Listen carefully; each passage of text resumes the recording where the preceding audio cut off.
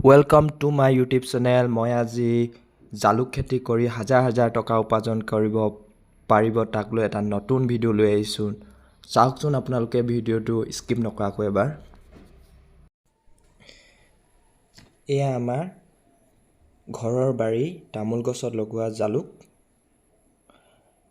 আপোনালোকে দেখিছেনে ইমান ধুনীয়াকৈ জালুক লাগি আছে জালুক বছৰেকত এবাৰে লাগে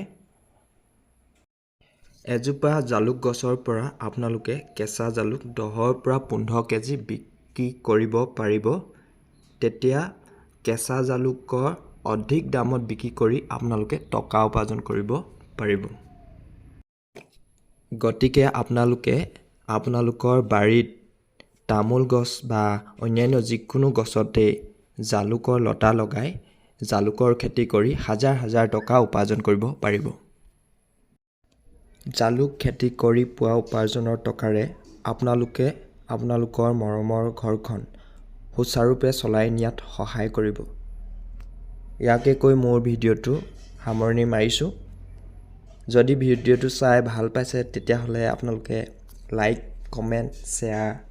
আৰু সাবস্ক্ৰাইব কৰিব নাপাহৰিব ধন্যবাদ জয় অসম বাই বাই